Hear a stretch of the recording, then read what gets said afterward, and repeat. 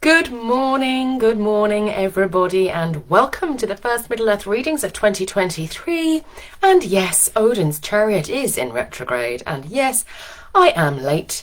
Had a delivery at the front door unexpectedly for a bank holiday, and then the computer was just blipping about. So apologies for those of you who have been waiting for me to start. I hope I haven't lost too many people because we're running 5 minutes over, so apologies for that. Happy new calendar year. We are going to be looking at the big picture of runic astrology for this week ahead, and we are going to be doing some readings, some personal readings for those of you who are sharing your rune of the week.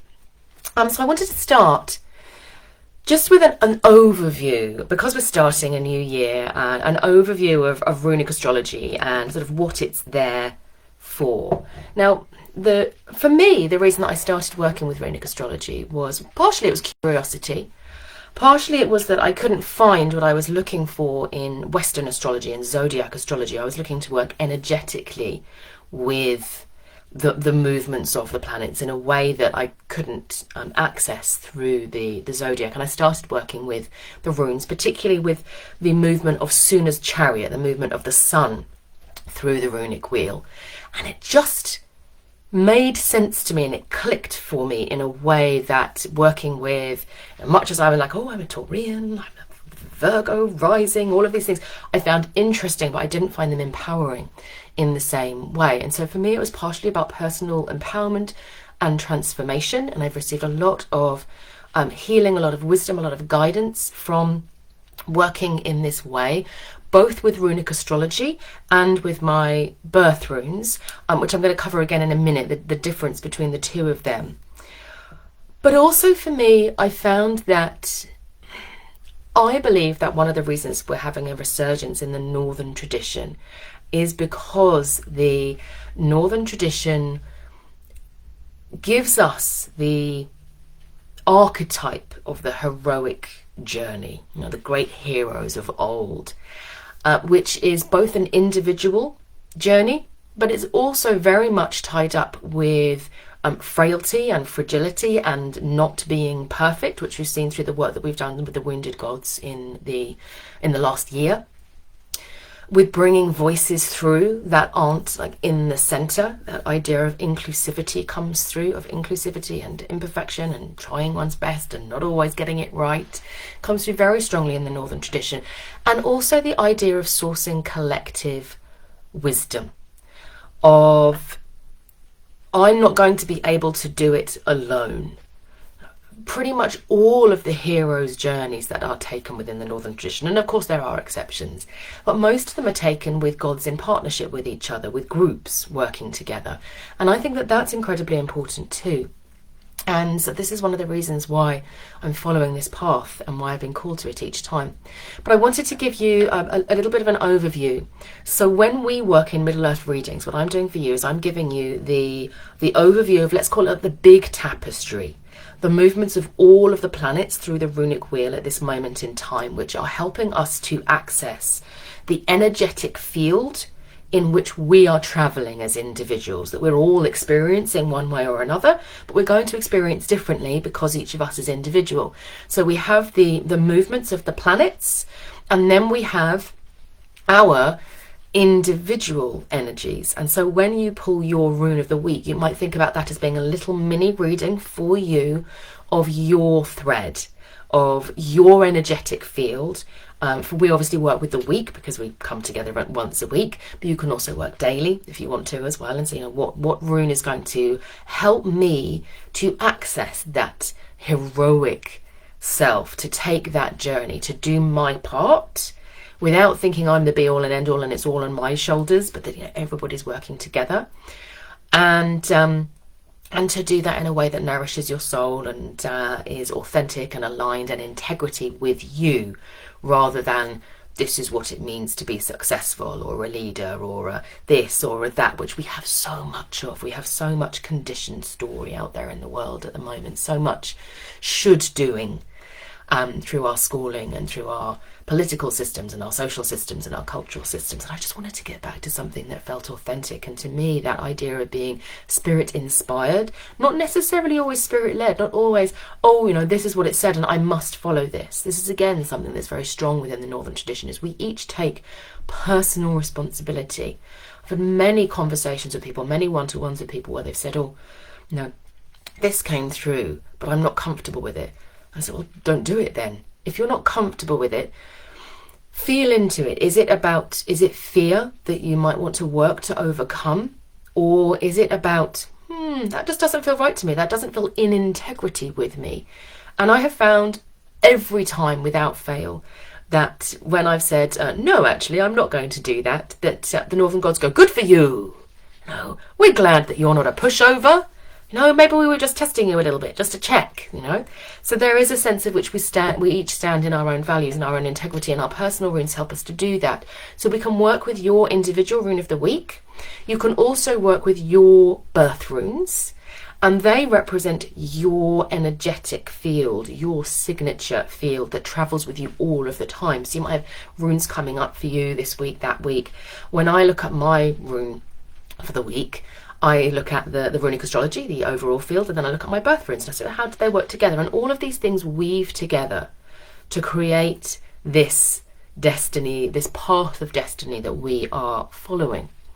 So for you here today in Middle Earth Readers, obviously we're working with your rune of the week, and I talk to you about the planetary movements, but I don't cover all of them.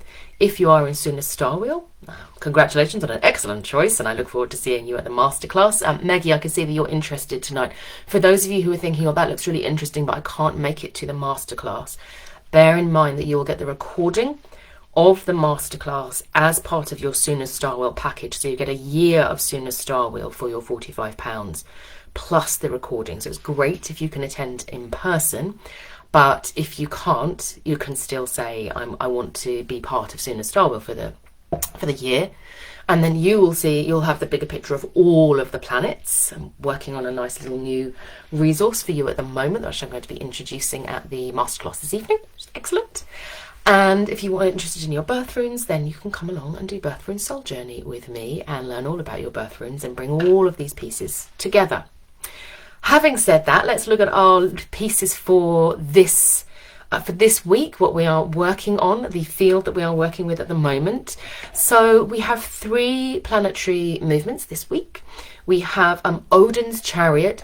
Odin, as I have already mentioned, is in retrograde. Odin, the Roman equivalent, is Mercury, so we all know it's not great. Odin doesn't really enjoy the moments of stillness. He will do them, but they often represent like an initiatory experience. If you think about the way that he hangs on the world tree, and particularly with Odin's Chariot in Iwaz, which he's moved into Iwaz. He moved out of Iwaz. He was in Iwaz in 2022. He moved out of it into Perthrow. Woohoo, we're moving forward. And then because he went into retrograde, he's gone back into Iwaz as well. So it's almost like this sort of unfinished business piece that's going on, and he's hanging on the world tree, which I often think when he's in retrograde, that's what he's doing. He's going and he's seeking wisdom, something that isn't quite working for him, something that's not quite right, it's not aligned. He goes and he says, right, it might be uncomfortable for me, but I need to go in and do that. It's a really excellent role modelling, I think, on Odin's part, that, when we feel that something is uncomfortable or not in alignment for us, or there's a lack of, I just don't feel integrity around this, he says, stop. And even if it's uncomfortable and you don't really want to look at this and it feels like, oh, it's never going to end, and I've definitely been in a period where that has been the case over the last couple of weeks, just trying to figure a few things out that weren't falling into place. He says sometimes patience is necessary, that hanging upon the world tree for 9 days and 9 nights, as he does. And so Iwaz is the rune that signifies that. Why are the runes playing with me today? They're doing it again with me. They've done this the last couple of times, haven't they? Not being able to find the one that I wanted to show you. So he is talking about, he's saying that through this process that can feel like I'm not moving forward, I'm not travelling in any particular direction, this is very uncomfortable, it's annoying. Here we go. Odin in Iwaz, there we are. We claim the destiny of our mighty spirit, is what he says. He gives us this, charge, claim your mighty destiny. And he's saying that the way that we do that is not always by going out and doing. It's often by looking inwards and knowing. And that's going to be a theme for the month, because he's going to be there until I think it's the 6th. Yes, 6th of February he's going to be in Iwaz, because he's going to go all the way back into it in retrograde, and then it's going to go all the way back out of it again. So we're going to have a long period of time when Odin's chariot is in Iwaz, which might sometimes make it difficult to take action. But it doesn't mean that you can't be making decisions, but it's saying look inwards for that decision making. We then have a really significant planetary movement on the 4th, which is Loki's chariot. So Loki's chariot is the Roman equivalent is Saturn. He's going to move, and he stays in a position for over a year. So these are big shifts that he brings through. And they're quite complex, the way that the energies work for Loki's chariot, because they are both about the things that bind us. It's like necessity, stuff that needs to happen, which Loki often embodies in Northern mythology. He's often the one where people go, oh, this has gone horribly wrong, call Loki. You know, he is the last resort, I suppose, in some ways, when nothing else happened. He just says, well, it's just necessary. We have to call on Loki. We're going to do it. So he represents both constraint and need, and also this really strong desire for freedom, represented by the trickster energy that always questions and always asks. So he's always out on the edges, and I find it really fascinating that he's coming, and we're just opening this year of looking at edge dwelling and exile, and he is moving out of Algiz. He's been for quite a long period of time, which has been quite a tricky energy to manage. There's been a sense of not being able to see very clearly. It's like, oh, Loki in the way is the way that I saw it. Algiz is often associated with Heimdall. Loki and Heimdall don't get on. They are destined to kill each other at Ragnarok, so fair enough that they don't really like each other that much. And so it's quite a clashing energy in many ways, and a feeling of that guidance was missing, that the way was unclear and uncertain. And now we move into Sowilo, which actually does feel more comfortable in some ways. So Sowilo is the rune of the sun. It is the rune of guidance again, but it's the rune of like knowing and trust. And again, so he's going to be pushing us. Undoubtedly, there will be a pushing energy, a testing energy, a need to be able to shift and change and flex through the coming year and to adapt to the unexpected, with the Sowilo rune saying follow your instinct. Don't always follow what you're told or the recipe. Maybe it's time for a new recipe, is what he says. But it will be, if we're able to do that, if we're able to trust our instincts and to flex, we will find that there's empowerment there for us if we're able to do that. So here we have Loki and Sowilo. I'm going to be doing a whole live just on Loki and Sowilo for those of you in Birth Rune Soul Journey. That is coming up on the 4th as we're moving there, talking in much more depth about that and what that means for us and how we can work with it. So that's a really significant change. And finally we have the full moon in Feu. Now normally this energy is a really expansive, juicy, delicious, lots of abundant energy available to us, because it brings forth the energy of Ordhumla, the primal mother, the sort of mother's milk. You could get it like the Milky Way and the stars, and the moon is there with this sort of, again, this sort of white nurturing energy of milk coming through. But because we've just come out of the winter, for those of us in the Northern Hemisphere, we're still in the winter time, because of Loki's shift and Odin being in retrograde, and Frigg's chariot is in Perthro. Is it in Perthro yet? No, it's not quite in Perthro yet. It's still in Algiz, I want to say.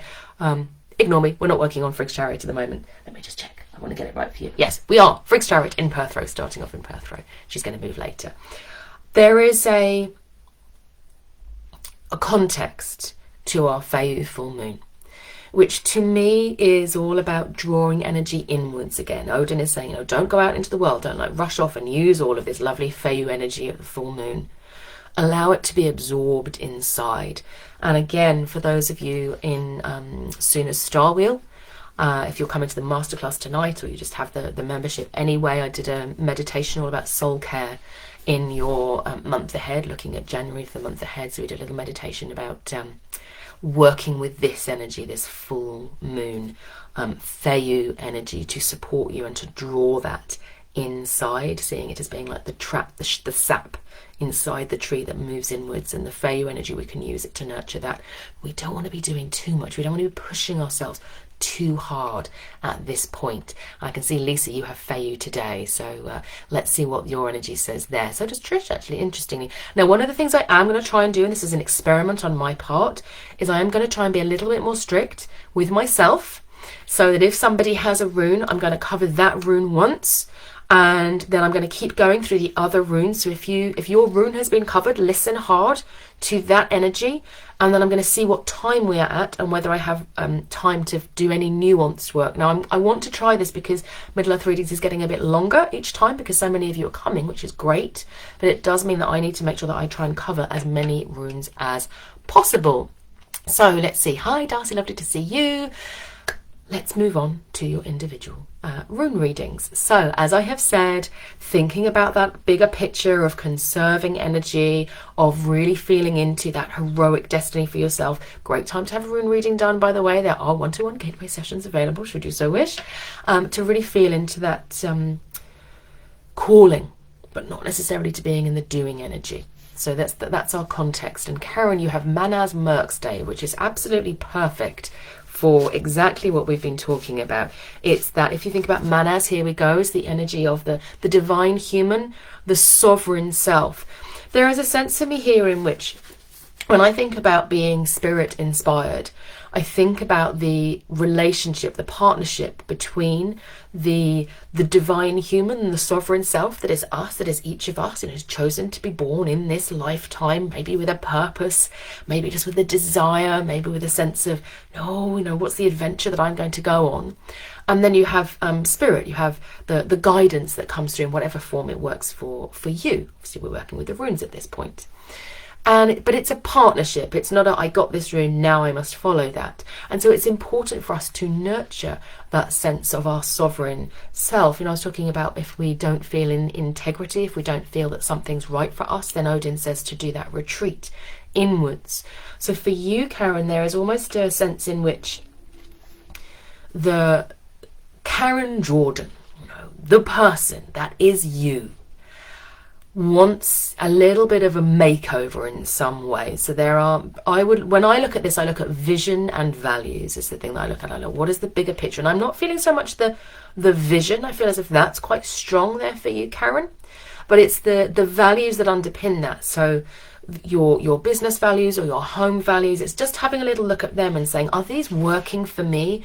Because often what happens is, you know, I was talking about we get a conditioned set of values that we don't really examine.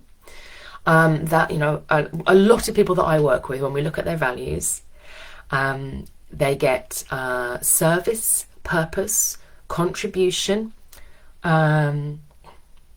meaning comes up quite strongly as well, you know, a lot of meaningful work, and something else normally related to service, like giving or being helpful or supportive. All of these are giving energies. And we look at this together and I say, okay, so basically we bring those up into our conscious minds. We say, okay, what are the values that I'm living at the moment? And how are they serving me? And in this case, with that particular set of values is a wonderful set of values to have, but not if you want to maintain your energy or have any form of resources to support yourself or perhaps your family, because you're always giving. All of those are giving energies. So we then look at the values that we hold, and we will say, okay, what might need to be tweaked? What could feel even better? What could feel more supportive and more wonderful to me right now?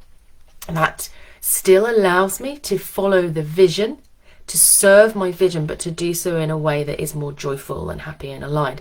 So it's bringing consciousness to the values there, Karen. So that was quite a long one. I think it's quite an important one, and I'm going to be doing more work on that with this community later in the year. I've got some really important plans for that piece, because I do feel it's really important, that partnership between our purpose, you could think about it as our soul purpose, and our sovereign identity, and how they work together.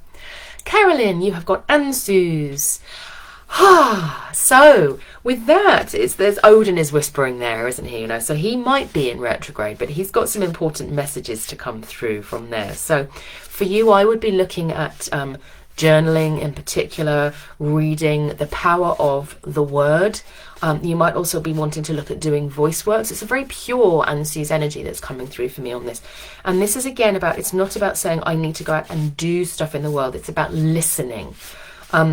That partnership between the voice and the ear, essentially, if you think about it with Ansu's. I love it with Ansu's. It's always, every time I look at the rune, I'm reminded that it has two prongs.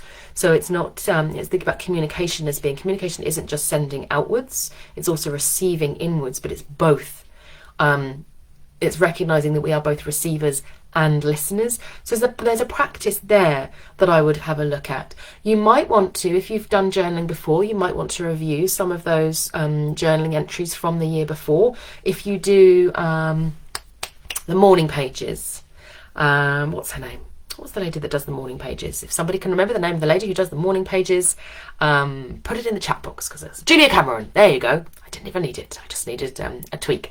Julia Cameron's morning pages routine. One of the ways in which I work with it, and I find it really helpful, is do the journaling piece, get it all out on the page, let it all go, and then I reread them. But I don't reread them until at least 8 weeks have passed, so that all of the emotions and the rawness and the splurginess stuff has gone, and I'm able to look at it as somebody who is no longer the Maggie that I was 8 weeks ago, and then I can draw a lot of value from those things. Sometimes I look at it and I go, well, still haven't sorted that thing out, when you're sort of just journaling on need to paint wall, need to paint wall, need to paint wall, and then you look at it and go, I still haven't done the wall. I think I should do something about that and stop journaling about it. It can be just practical like that. But sometimes I read back and I go, oh, I'm cleverer than I thought I was. So it is that, it's the loop, I think, is what being looked at. It's almost like establishing maybe some habits around the loop of sending out and receiving back, and doing that for yourself is what's being called in there, Carolyn. Happy New Year to you too. Marie, you've got Tewa. So some nice active runes, which I'm really enjoying, given that a lot of the energy is around internal action. It's not about external action, it's about internal action. And I'm feeling values for you again, Marie, but in a different context. So there's a celebration piece here. I would be looking at, again, there's a little bit of retrospective, and this is because Odin's Chariot is in retrograde and he's almost calling us back. We might have that raring to go of, it's new year, the calendar new year has just been, which can for all of us feel a little bit like, oh, well, now I have to get started on everything. But see, time works in a very different way. In the cyclical time, we were looking at mythical time last month. The theme for the Hearthspace for the coming month is going to be offered by the giantess Jarnsaxa. Now, Jarnsaxa is said to be the mistress of Thor or his first wife, not sure, but she has 2 sons with him, and then he marries Sif. And so she's a really interesting character. So she's come along to open this year of working with edge dwellers and exiles, and she has given me as the title for her piece, very forthrightly, she was like, the lie of time. I was like, whoa, that's quite a statement there, the lie of time. And so I've been working with her on this, and there's some really interesting themes coming through. And so she is saying, if you haven't reaped everything that you need to reap from last year, just because it's now the 2nd of January doesn't mean we can't do that work, and particularly because Odin is in retrograde, and so he's almost drawing us back and asking us to do that. So with your, what is it, upside down? Sorry, on the side, there we go. With your Tewaz rune, Marie, I would be looking at those acts of small heroism, maybe big heroism, who knows, that you have given out through the past year, and also maybe that you've received those moments of sacrifice. There's some gratitude work to be done here that's going to then enliven you for the coming year ahead, and to say, what was underneath those sacrifices? What was it that was being made sacred because of those sacrifices? We always sacrifice because there's something important to us that we are willing to sacrifice for, and it's bringing presence to that. Maybe again you could do some journaling, you could do some meditation, or just go out on a walk with the intention of thinking about, in the past year, what are the sacrifices I have made, and what did I make them for? And then release anything that is resentment. I'm feeling it to myself right now, and I'm going, oh yeah, that's interesting. There's still maybe a little bit of around some of that, and feel under it into what was it that was important to me? Why did I do that? And carry those forward into the new year and release everything else.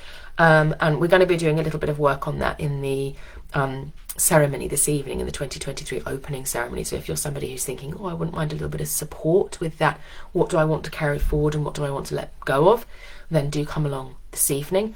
But for you, Marie, that's a lovely strong one. It's saying there are acts of heroism to be acknowledged and celebrated, and to understand what it was that called that heroic self out. Lisa, you have Feyu. And just to say, I'm very happy that you're coming in this evening, Lisa. Yeah. Yay. So you've got the Feyu rune, and we've got our full moon in Feyu coming through. So I think that for you, I'm just going to have a little stand because the energy's shifting a little bit here. It's moved, it's moved from Tewaz there, and from that sense of values into, it's more about the body, I would say, for you, Lisa, thinking about the Feyu and literally thinking about energy reserves there. It's almost, there's some self-mothering is what I am feeling. I've done this piece before. I've talked about it before in my work with highly sensitive leaders and highly sensitive individuals. An exercise that Elaine Aron recommends is around self-mothering, and what she talks about is, she says, and it can be nice to have a little practice. I did it for a while. I was doing it daily and then weekly. It works really well for me weekly. Is that sense of going back into the infant self, not the child self, which a lot of people are like, oh, my child, my inner child. But this is like the inner infant, and treating yourself just for like 20 minutes like an infant whose only job it is to let everybody else know what it needs. And it only has the, wow, I'm not okay. And so the mother energy, and I'm talking about archetypal mother energy here, then devotes itself entirely to the comfort and the need of the infant. So things like, is the cover up, like a mother will sit and watch the baby. And again, I'm saying like maternal energy. This could be a father equally exhibiting mother energy. Will sit and watch the baby and just watch the baby breathe. Oh, we're watching the baby breathe now. Maybe they could have the covers just up a little bit tighter, or maybe I could just close the curtains just a little bit more. It's that real tending to that part of you that is designed to survive. That's its entire purpose. A baby's entire purpose is to be vulnerable so that someone else will care for it and our species will continue. And it's recognizing that part of us in each of us. This is why I emphasize soul care so much, that we can't go out and fulfill that heroic destiny if there is a part of us that is not being cared for at a very deep fundamental level. This is very base chakra work.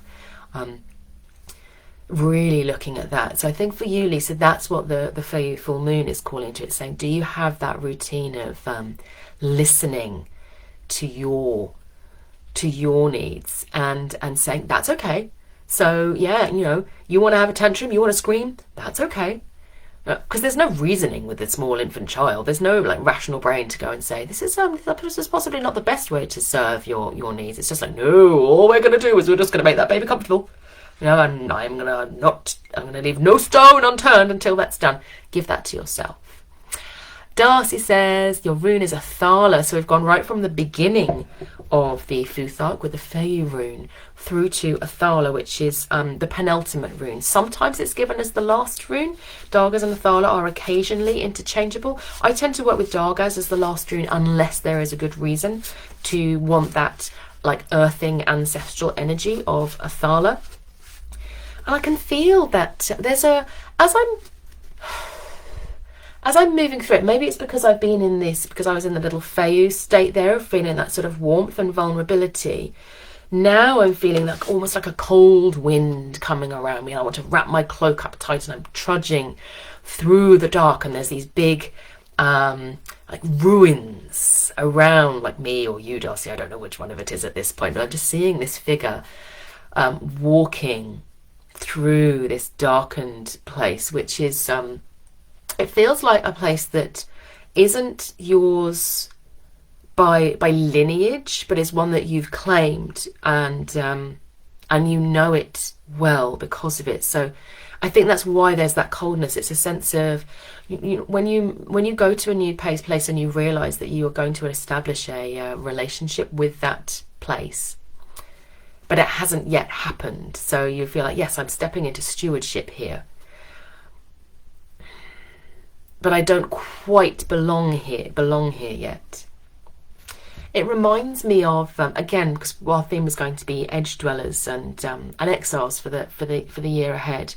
It's this almost this like wise woman, witchy energy that's coming through, of somebody who dwells at the edge in order to see what's needed at the center. So there is that almost that need to be separate, so that you get the picture of everything. You're not embroiled, you're not emotionally embroiled in there.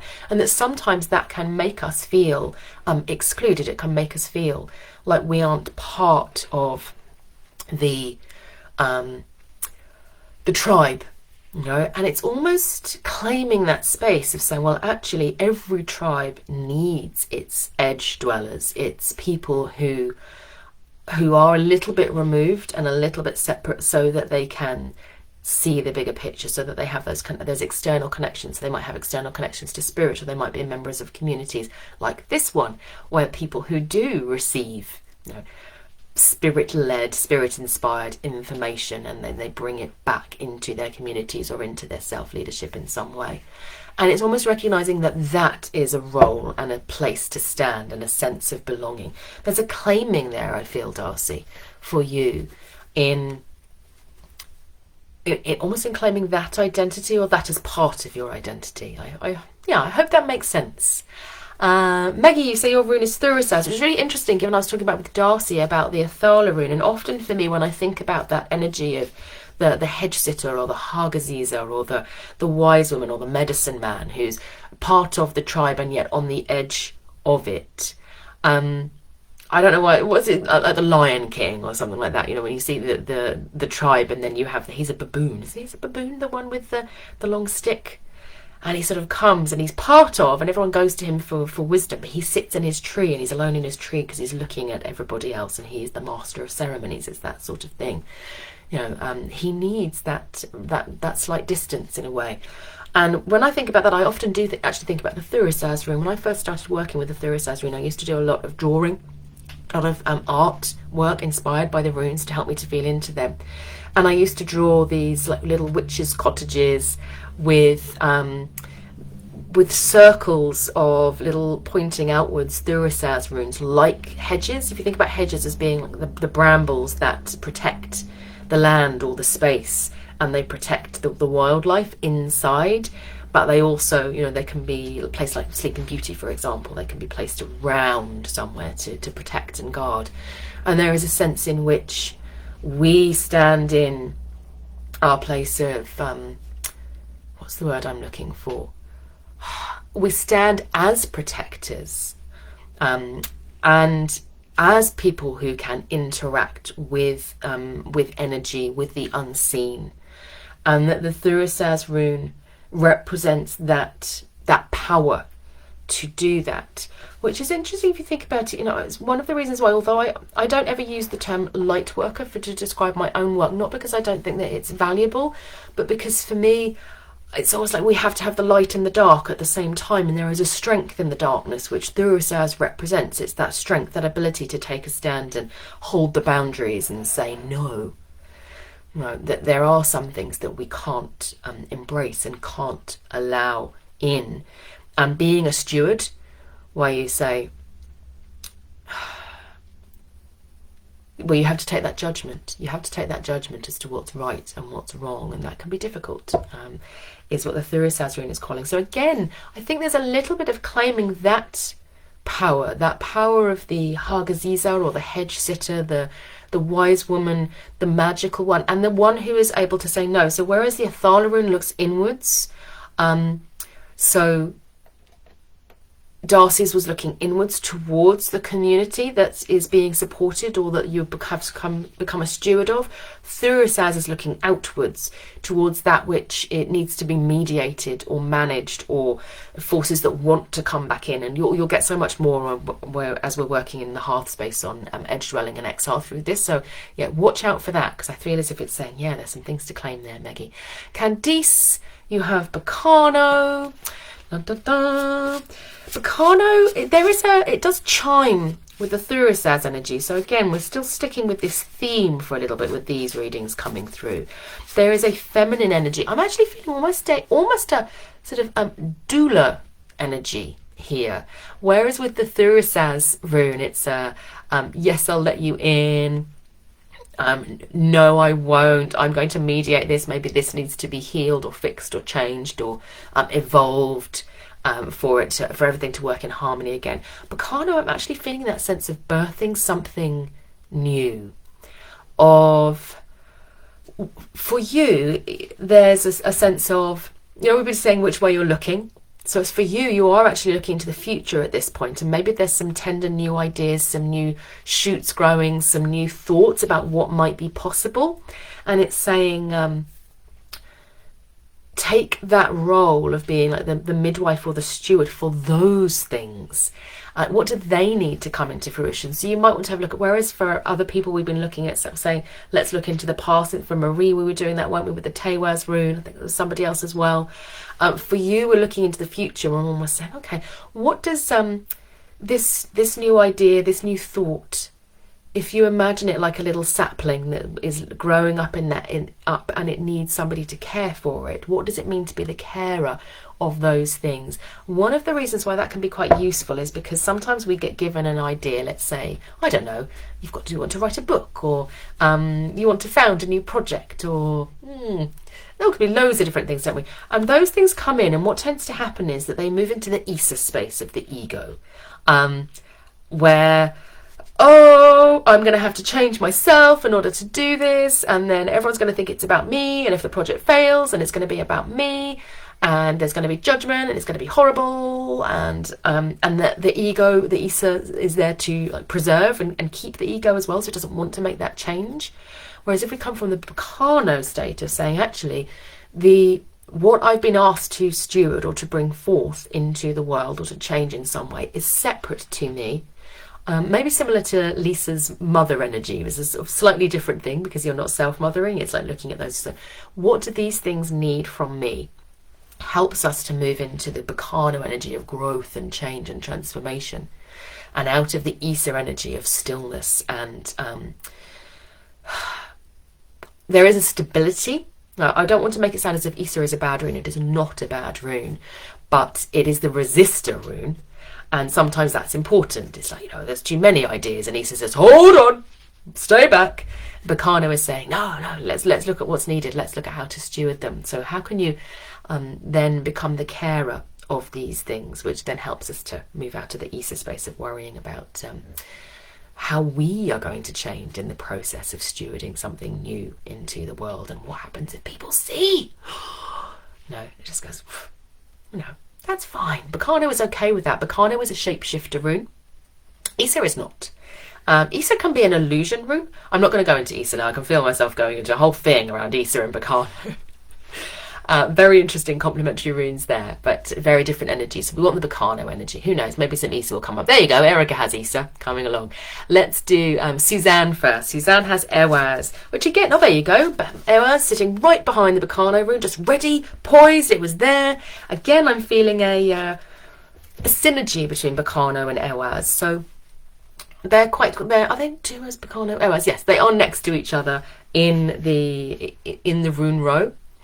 And there is this sense of embracing duality with the Bacano rune, but more strongly with the Ewaz rune, of recognizing that integrity, like to be in integrity. Often in this world, at this point, we talk about somebody being in integrity, meaning being consistent, It's a sense of like not changing your mind, that not being flighty, it ties in with this idea of the hero leader that I was talking about a little bit earlier. The hero who's just like, I'm doing my thing and this is the way it's going to be and I'm going to lead, and when I win, everyone's going to know that I'm the winner. No, it's not the energy that we need now. We need people who are going to say, that with Candice's Vacano, it's like, what is it that the world is asking of me, and how can I become that?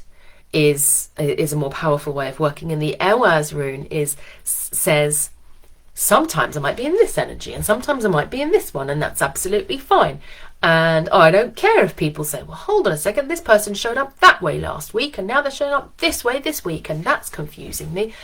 This idea of a person being like consistent all of the time and not changing their mind, and that's like almost like we reach this point and we go, well, I'm going to go to school, and then I'm going to go to college, and then I'm going to university, and then when I go to university I'm going to get a degree, and then when I've got a degree I'm going to know everything that I need to know, and then I'm going to just work, and then I'm going to retire, and that's going to be the end. And so it's like this idea that we become ready for life in a single moment, and then we don't change.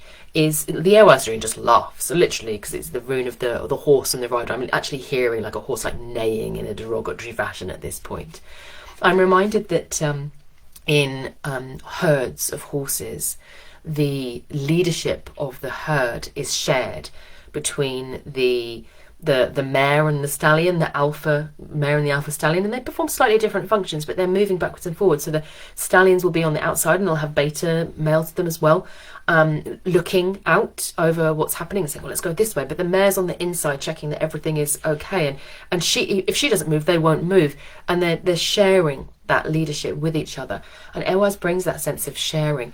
So the question there might be around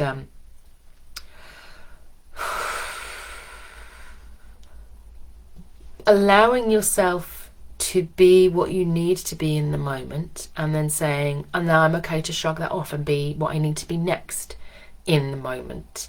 Allowing yourself to be led by the moment. I'm reminded of Loki and Sowilo. I was talking about this Loki energy of following your instincts, and it is that sense of saying, yeah, follow your instincts, Suzanne. They are not going to be wrong. And if people say, oh, but last time you said this, then you can say, and I changed my mind. Or not even I changed my mind, just the response that I gave today was not appropriate for yesterday. So that's okay. Erica, so you have got Issa. So there is here a sense of stillness, which ties in quite strongly with Odin in Iwaz. So Issa is the rune of ice. I was talking about it, wasn't I, with Candy sort of saying, embrace what's coming and the new. Issa is saying to be in the present moment. There is a sense of maybe there's quite a lot that might change or might manifest, beckoning forwards into the future. And Issa is saying, trust that the work that's the most important for you to do right now is to be fully present and embodied in this moment, and that's the most important thing to do. That everything else we can let go of if we need to. But it is that breathing, actually. As I was just doing that little breath of like, just allowing yourself each time you feel like, oh, I'm being drawn out, just to settle yourself back down inside and breathe. And don't allow yourself to be pushed forward quicker than is necessary, is what's coming through there. Teresa, you have a Thala, but you have a Thala as a Merc stave, so it's slightly different to, it was Darcy, wasn't it, who had a Thala before. I'm going to break my own rule already. I'm totally incapable of following these new rules that I've set for myself. Clearly, I need to do some work on integrity and alignment, because my sovereign identity and my spirit-led reading person are disagreeing with each other. So here we've got our Athala rune, then it's Merc stave. So when I look at your Merc stave, it actually feels like a very different energy to me. There's a real sense for me here of, I'm looking here and I'm seeing like a reflection. It's like a mountain reflected in the waters, and above this huge Gibo rune, which is maybe it's just the way that my card is designed, I don't know, but the Gibo rune feels very, very heavy. And what I'm sensing there is that the Athala rune is based on, because it's at the end of the Elder Futhark, it's based on an interweaving of so many of the other runes' energies. It brings them all together. It's like I was talking about Suzanne's rune in the way that it's bringing different parts of the self together and saying we need to be able to instinctively work between them. The later runes do that. And the Athala in here is saying that there is a very strong Gibo energy, which is all about promises and commitments and intentions made. And so for you, Teresa, I would say that there is almost the weight of promises, commitments, intentions, expectations might come through as well, is too heavy for what I'm seeing here is almost being like a sort of Thursar-y, Larguzy mix of energy, which is very instinctive and very magical. And it feels as if the Gibo rune is literally about to sort of fall into the lake of the Largu's energy and the Thursar's energy. It's going to keel over because it's too heavy. So when you're doing your, think about work with Odin, work with Odin's chariot and the moving into following the Iwaz rune. Allow yourself to be drawn down into those depths, down into the spaces of dreaming, down into the spaces of instinct, of what needs to be protected, of what needs to be released. And at this point, I would start with literally saying, I release what I no longer need. I release what is no longer mine. I release which no longer serves me. And almost using that as a mantra, perhaps doing that before bed. I did a little working that I recommended to Lisa, I think it was a couple of weeks ago, and I'm going to suggest the same thing to you, which is before you go to bed, I'm actually going to suggest that you use the Largu's rune rather than the Dargaz one, which is what I suggested for Lisa, but because it's the water. Draw your Largu's rune in front of you before you go to bed and see yourself stepping through it like a waterfall. Imagine the waterfall is flowing down, and as you step through the waterfall, allow the waterfall to carry away that which you no longer need. And it might be that as you do that, things start to come up for you that you go, yeah, why am I still doing that? What are the expectations that I've placed upon myself or that others have placed upon me, which are too much? And you might start to then bring some action to this. But through this week, certainly, and maybe for a bit longer than that, I would be focusing on energetically just allowing some of those things to pass. Because the Gibo rune is a wonderful rune. It comes from generosity of spirit. It comes from, that desire to bond with others. It's the fabric of our society. We need that. But if it gets too overwhelming, we can't follow through on those commitments and we become overwhelmed by them. Ren, you have Hagalaz. So it's like a disruptor energy we have with Hagalaz here. So it's like the natural order re-establishing itself, which is almost like a little bit further on from the Athala rune. There's a need with your Merkstave, Teresa, for gentleness in this. I think that if you went too far, there would be a struggle. Whereas with the Hagalaz rune, it normally means that you're ready. You're ready for a little bit of change. You're ready for it to be shaken up a little bit. What I'm seeing here for you, Ren, is instead of a Hagalaz rune, I'm seeing two Uru's runes. There's one here, and then we turn it up, and there's another one there, and they are pushing against each other. And all of the energy that could be channeled towards creating change and positive evolution is being channeled towards not necessarily even conflict, almost like stalemate or standoff is what I'm seeing here. So there is a need for that to re-channel so that you're not basically, otherwise the energy is just it's self-defeating. They're cancelling each other out. It's like these two Uruz runes. It's like, imagine these two aurochs with their horns locked, and they're just locked like this, and they're going, oh! Loads of powerful energy. Now, I don't know what would happen if they just carried on like locked with each other, but certainly nothing would change in the external world.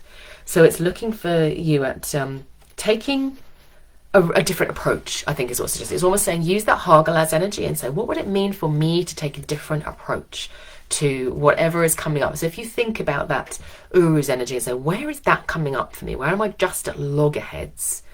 And where might I need to bring some new ideas, some shake it up a little bit. You might want to look at getting some new perspectives in, collective wisdom from other people, getting some coaching done, doing a rune reading just about this action, just to get some new ideas as to how you can approach whatever situation it is that is calling forth that energy. It's saying, stop being the force of Hagalaz, pushing with the Uru's rune, and become the Hagalaz disruptor, slightly more playful energy. I think this is also going to become a little bit easier after the 4th. I get that impression with Loki's chariot moving as well. And then Jean, you have Iwaz. So I think we've done Iwaz already. Have we done Iwaz already? This is not going to work, is it? I can't remember what we've done and what we haven't done, and I just want to do everyone's runes. Iwaz is, obviously Odin is in Iwaz at this point, hanging upon the world tree, waiting. There is a real sense there for you, Jean, of not trying to push yourself too much, not trying to take on too much, of recognizing that sometimes just receiving and allowing your roots to just grow that little bit deeper down into the earth. Trusting the process of whatever is happening. So it's, again, we've had a lot of, don't push at this point, don't try and grow at this point. We're not in the season for growth. The Iwaz rune, you could say, as represents all tree life, whether it's the evergreens or the deciduous trees, that all have their own strategies for maintaining and preserving and conserving their energy through the course of the winter. And I'm really feeling with the Iwaz rune, it's that sense of allowing the roots to just reach that little bit deeper and trusting that that work will be done and that you don't need to consciously support it. It's subconscious work.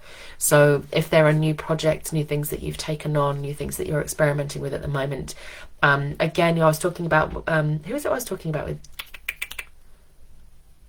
It was Teresa, I think. It was Teresa with the with her Athala rune and using the Lagos rune to release.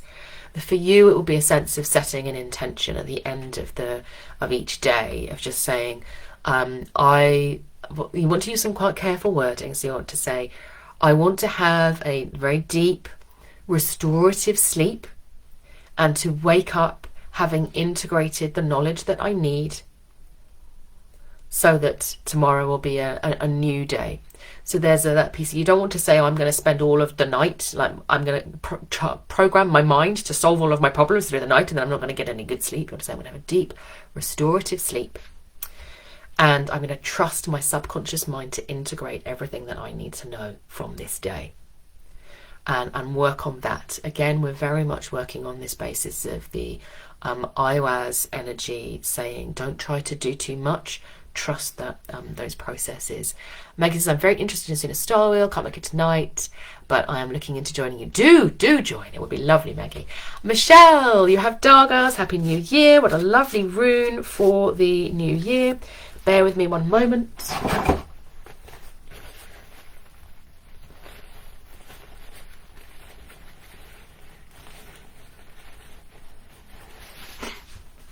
Nothing personal there, Michelle. Just got a little bit of a runny nose. Here we go. Dargas, the gateway. So Dargas is on the other side of the runic wheel. So we have Yera at Yule, and then we have Dargas is the summer solstice, or I suppose it would be the rune of the winter solstice in the southern hemisphere, if you follow the planets still go around the wheel in the same way. And it is that real, like, stepping through from something old into something new.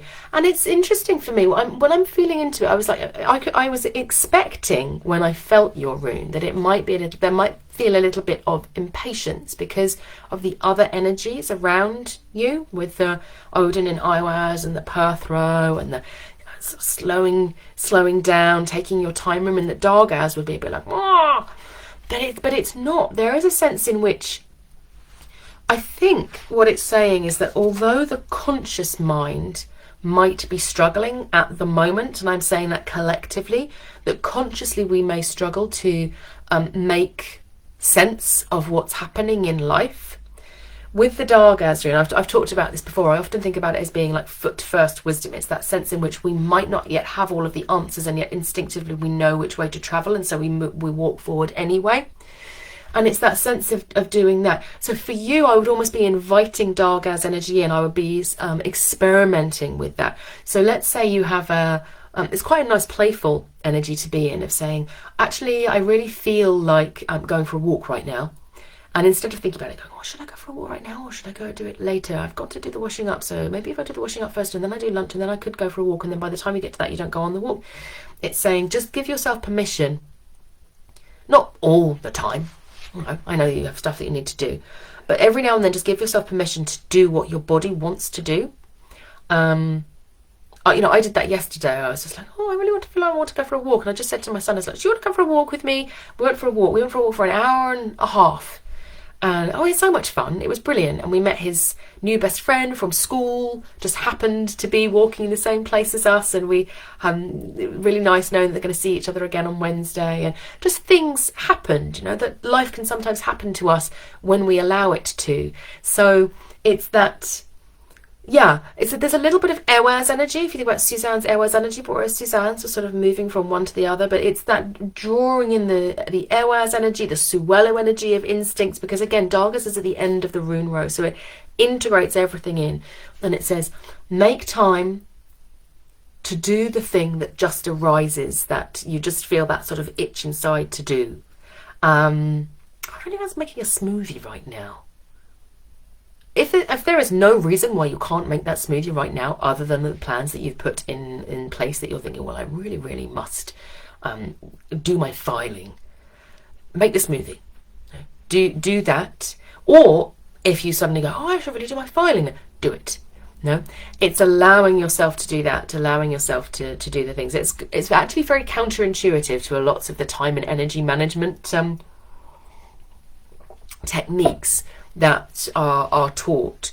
I talk about getting into the energy that you need to fulfill a task. This one's almost saying you need to get to know your energy. So you need to get to know when that like slightly warrioress energy is coming out, and it's saying, yeah, now I'm ready to do the filing.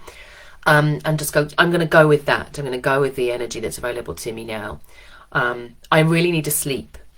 Now that's a really big one. And therefore I'm going to go and I'm going to get my mobile phone and I'm going to set a timer and I'm going to let myself go to sleep for, I think they say like half an hour is the maximum that you want to do, or you'll go into a deep sleep.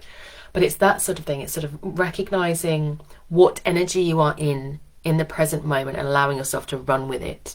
It's building a practice of knowing what energy you're in, and then you can start to use them, and you can start to say, okay, now I know what it feels like to be in my filing mode, or in my making a smoothie mode, or in my going for a walk mode, and then you'll get to know them a little bit better. It was quite a complex thing. If you're interested in that a little bit more, Michelle, do let me know.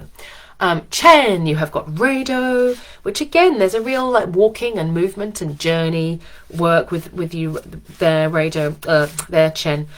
Here we go with our Rado rune.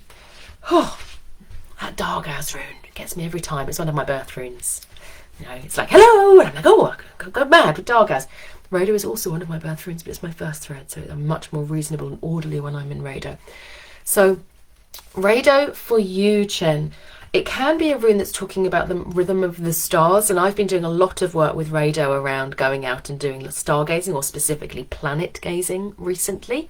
But for you, I'm feeling that sense of building habits. It's building habits, routines and rituals that get you from where you are now to where you want to be, and just looking at starting quite small with those, with what are the small changes that I could make to my routine that are going to support me in gathering momentum and in moving faster than I currently am. It's that ritual that keeps going.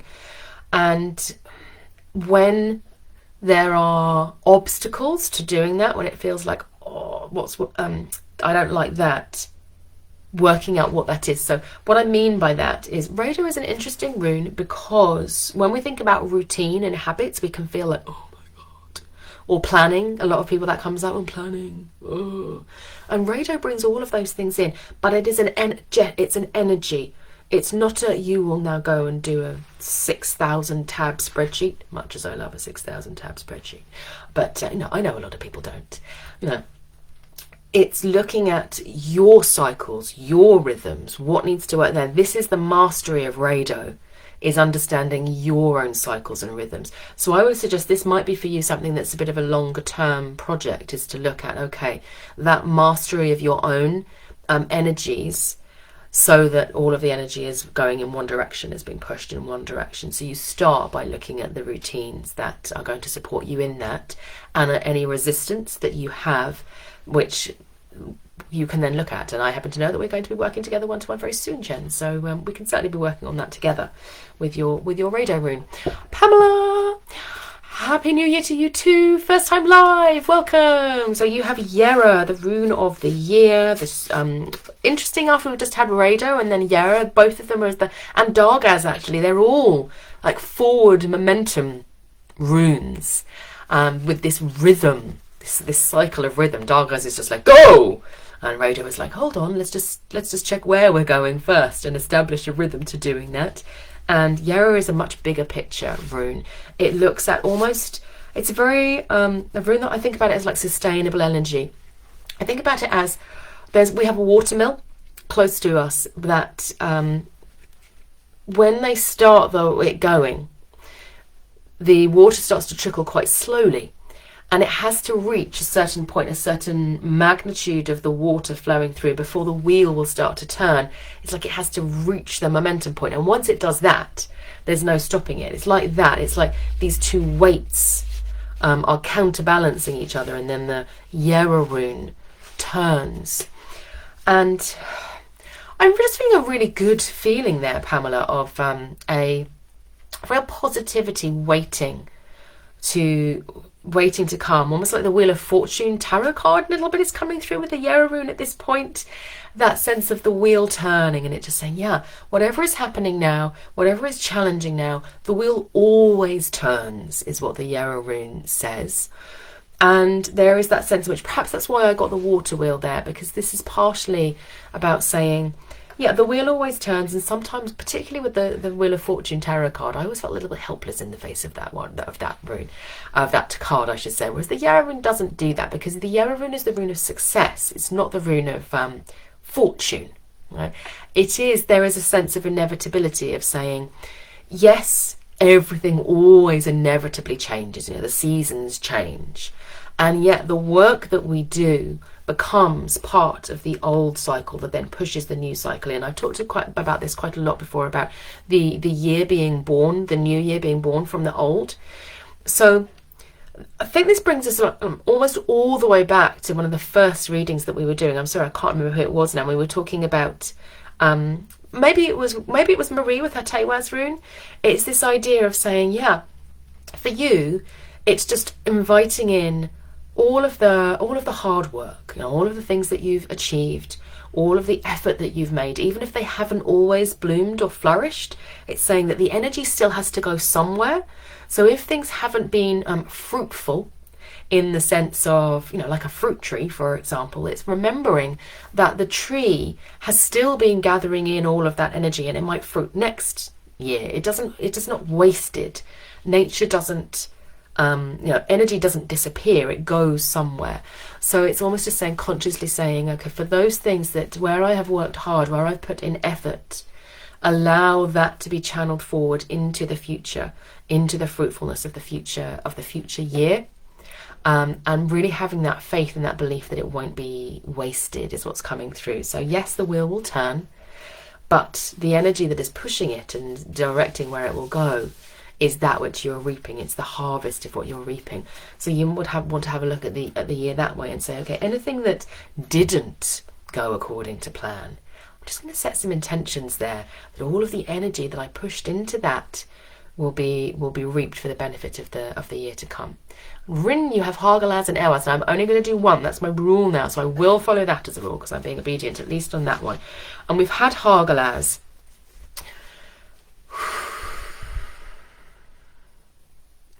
I don't think there's much to add for you there, and particularly because you brought your Ewaz rune, actually. So, you know, I was talking about this energy of the two Uruz runes pushing against each other. It's a similar thing, and it's almost saying for you that if you can manage that, if you can bring a little bit of cunning, a little bit of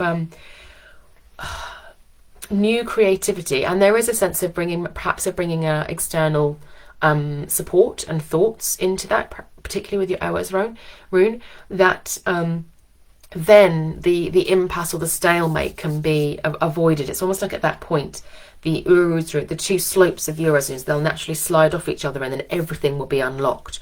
So it's almost, instead of putting a lot of effort and a lot of energy into pushing, it's actually looking at what's the lever that needs to be pulled that's going to separate these things, and then momentum can start going, and then change can start to be exacted. So the solution may not be something that you know, it might be held by somebody else. So it's almost consulting, looking for other people, which is perhaps why your Ewaz rune has come, and look how it snuck in there.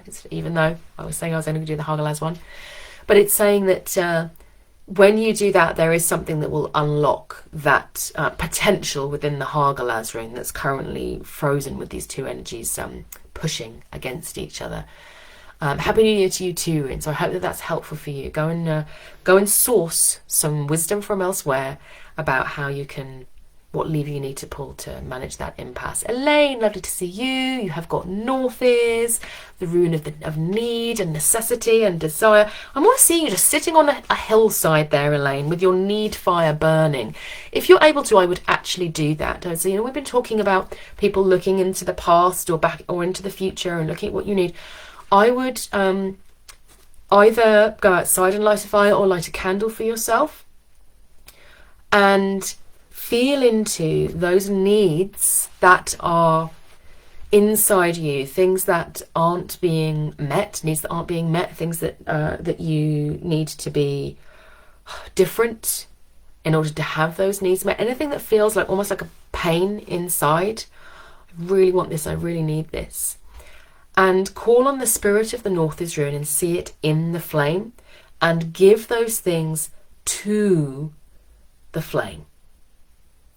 Every time you feel one coming up, imagine it entering that flame, and give it to the flame and say, be a doorway to those things manifesting for me in the current year. So it's speaking to the Northes rune, recognizing that yes, the Northes rune does come and surface and tell us this desire, this need isn't being met, but it's also there to help us to follow them. So you're calling on the Northes rune and you're saying, I need help for that. So just spending some time doing that is going to be really helpful for you. Troy, you have Isa. So we have had Isa before. It doesn't look as if we've got any more runes, so that should be fine for me to do a little bit of work on the Isa rune. I'm just feeling a little bit of sparkliness there with the Isa rune. You know, we were talking about it being moving into the stillness. It's actually for this one, it's bringing out that really positive Isa energy of saying, you know what, I don't need to change, I don't need to fix, I don't need to be different. I am so magnificent just as I am. Remembering that Isa mantra, I am, I am, I am. So I would be working on that, Troy, and working on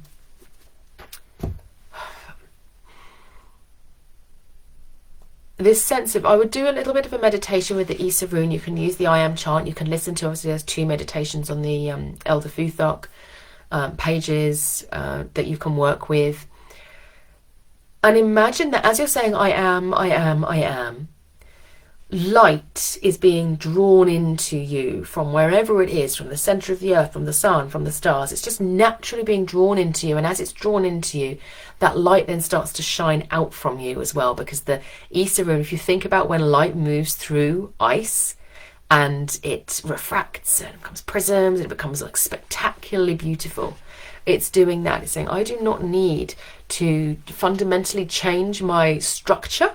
You know, the structure of the ice does not need to be changed in any way. I am exactly what I need to be in this moment, and it's just allowing yourself to feel that sense of which I am absorbing that light in, and then it is coming out of me again.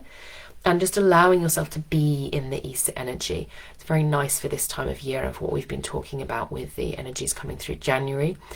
Carolyn says, that sounds very fitting. Already started new habits, including journaling. Just begun a new journaling book for Runic Astrology in 2023. Yay! So that is wonderful. I'm really pleased. And Marie is saying, excellent. Maggie, Rafiki. Yes, it was Rafiki. Thank you. Darcy says, that totally makes sense. Lisa says, I think he's a mandrill. Apologies to the baboon and mandrill species. I expect you're right, Lisa. Maggie says that resonates. The word no has been coming up frequently. Candice, it's really interesting. Many ideas right now, and I'm very good at stopping myself from doing these things. So yeah, allow the Bacano energy to work with you. And Suzanne says, yes, he is absolutely a mandrill, not a baboon. What's wrong with me? Carol, you've just popped in there at the last minute. I'm going to do your key rune and then we're going to finish. So Michelle says, thank you. Yes, I tend to prioritise to a fault and only do what I feel like as a reward after. Oh, so this could be really interesting for you. So Carol, we'll do Kinaz as we haven't had Kinaz. So Kinaz brings for you, I would say for you, Carol, is that sense in which, yes, we might not be able to do like lots of big things, lots of big like world-changing, mind-shattering, altering things through the course of this month, because Odin is saying it's the in-breath. We're in the in-breath moment of saying, I'm claiming the mightiness of my spirit. And yet the Kinaz rune still allows us to do crafting at home, reading, knitting, artwork, cooking, things, doing stuff with your hands and recognizing that as part of your magic is what it's suggesting. There's the Kinaz rune there. That act of transforming with the hands. I'm thinking about, I'm knitting a hat for my son at the moment. I did one for one son and then the other son said, I want one too. So now I'm doing one for him as well. And it's very easy to forget about the magic of that type of creativity where we are taking, wool and turning it into something for somebody else's head. That we are shaping all of the time, and when we do that, we are drawing in the power of the Kinaz rune into our lives. So I would see that for you, Carol. I would see it almost as being almost like spell work that you're doing by manifesting, honoring the energy of Kinaz. Anytime you light a fire, anytime you cook, anytime you clean, even anything that you are doing where you are physically transforming your environment, every time you move an object, even, all of these things are outward expressions of the Kinaz energy. Then you can be inviting it in, and it feels as if it wants to make your friend through the course of this year. So for everybody, wishing you a powerful in-breath, a powerful relationship with the rune that you have selected for yourself for this week, hoping that it supercharges your month and your year ahead. And I look forward very much to seeing many of you this evening for our Sooner Star Wheel Masterclass, and also to a lot of you who have joined Birth Rune's Soul Journey for the year ahead. We're going to be doing some really exciting work through January, deepening into each of the planets and getting to know them even better.